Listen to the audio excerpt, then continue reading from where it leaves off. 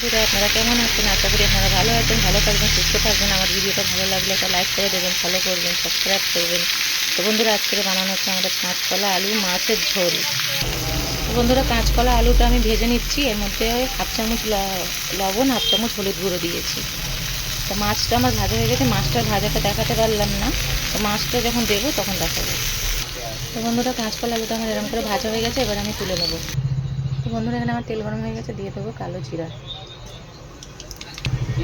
দিয়ে দেবো এবার পেঁয়াজ। পেঁয়াজটা ভাজা হয়ে গেছে, দিয়ে দেবো টমেটো। টমেটোটা গলার জন্য দিয়ে দেবো হাফ চামচ লবণ।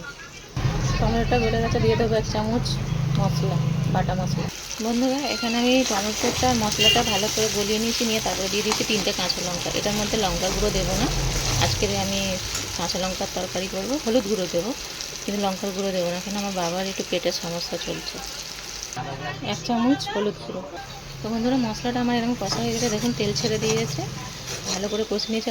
লঙ্কাগুলো আমি ভালো করে গলিয়ে নিয়েছি, কেন লঙ্কার ঝালটা এর মধ্যে যাবে, আর আলাদা গুঁড়ো লঙ্কা দেবো না। তো এবারে দিয়ে দেবো আমি আলু আর কলা যে ভেজে রেখেছি ওটা আমি দিয়ে দেবো এই মশলার ওপরে, দিয়ে একটু কষে নেবো। তো বন্ধুরা আমি কলা আলুটা দিয়ে আমি এর মধ্যে একটু জল দিয়েছি, দিয়ে ভালো করে কষে নিচ্ছি। কষে নেবার পরে আমি এতে ঝোল দিয়ে দেবো। তো বন্ধুরা এখানে আমার কলা আলুটা ভালো করে কষা হয়ে গেছে। কষার সময় আমি 1 চামচ লবণ দিয়েছিলাম। এবারে দিয়ে দেবো জল। তো দেখুন বন্ধুরা আমি জলটা দিয়ে দিয়েছি। এবারে এটা এবারে ফুটে যাবে, তারপরে আমি দেবো মাছ। তো চলুন এটা ফুটে যাক, তারপরে মাছটা দিচ্ছি।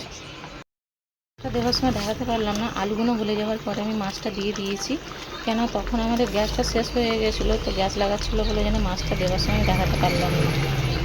তো বন্ধুরা আপনারা কিছু মনে করবেন না। তো চলুন মাছটা দিয়ে এবারে ফুটিয়ে নিই।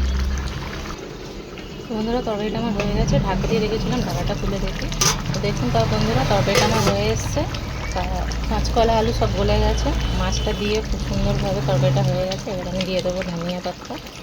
ধনে পাতা দিয়ে মাঝে মাঝে আমি ধনিয়া পাতা বলে দিই, কেন আমার না অভ্যাস আছে, আমি ধনে পাতাকে ধনে পাতা বলতে পারি না, তো ধনিয়া পাতাও বলে দিই।